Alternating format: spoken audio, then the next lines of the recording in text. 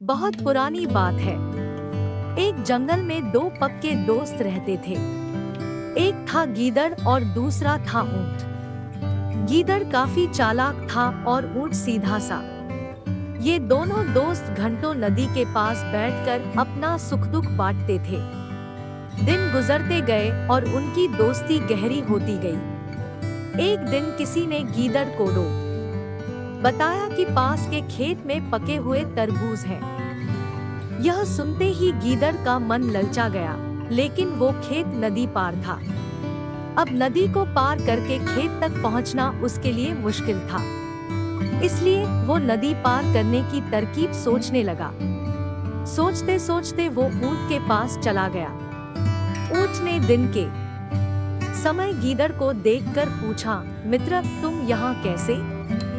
हम तो शाम को नदी किनारे मिलने वाले थे। तब गीदड़ ने बड़ी ही चालाकी से कहा, देखो मित्र, पास के ही खेत में पके तरबूज हैं। मैंने सुना है तरबूज बहुत मीठे हैं। तुम उन्हें खाकर खुश हो जाओगे, इसलिए तुम्हें बताने चला आया। ऊंट को तरबूज काफी पसंद था। वो बोला, वाह, मैं अभी उस गांव में जाता हूँ। मैंने बहुत समय से तरबूज नहीं खाए हैं। ऊंट जल्दी जल्दी नदी पार करके खेत जाने की तैयारी करने लगा। तभी गीदड़ ने कहा, दोस्त, तरबूज मुझे भी अच्छे लगते हैं, लेकिन मुझे तैरना नहीं आता है। तुम तरबूज खा लोगे तो मुझे लगेगा कि मैंने भी खा लिए। तभी ऊंट बोला, तुम चिंता मत करो, मैं तुम्हें अपनी पीठ पर बैठाकर नदी पार करवाऊंगा। फिर साथ में मिलकर तरबूज खाएंगे। ऊंट ने जैसा कहा था वैसा ही किया। खेत में पहुंचकर गीदड़ ने मन भरकर तरबूज खाए और खुश हो गया। खुशी के मारे वो जोर जोर से आवाजें निकालने लगा। तभी ऊंट ने कहा, तुम शोर मत मचाओ, लेकिन वो माना नहीं। गीदड़ की आवाज सुनकर किसान डंडे लेकर खेत के पास आ गए। गीदड़ चालाक था, इसलिए जल्दी से पेड़ों के पीछे छुप गया।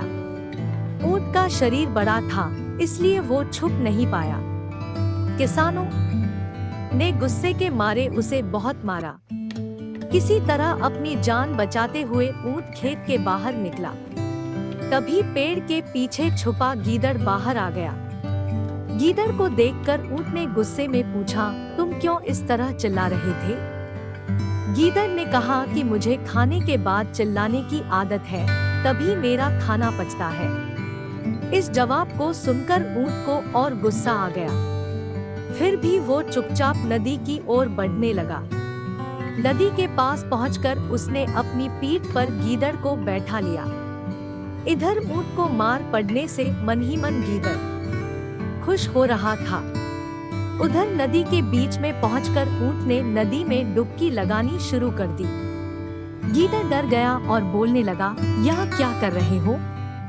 गुस्से में ऊंट ने कहा, मुझे कुछ खाने के बाद उसे हजम करने के लिए नदी में डुबकी मारनी पड़ती है। गीदड़ को समझ आ गया कि ऊंट उसके किए का बदला ले रहा है। बहुत मुश्किल से गीदड़ पानी से अपनी जान बचाकर नदी किनारे पहुंचा। उस दिन के बाद से गीदड़ ने कभी भी ऊंट को परेशान करने की हिम्मत नहीं की। आज की सीख ऊंट और गीदड़ की कहानी से यह सीख मिलती है कि चालाकी नहीं करनी चाहिए। अपनी करनी खुद पर भारी पड़ जाती है। जो जैसा करता है उसे वैसा ही भरना होता है। आपको वीडियो कैसा लगा? प्लीज लाइक, सब्सक्राइब और कमेंट जरूर।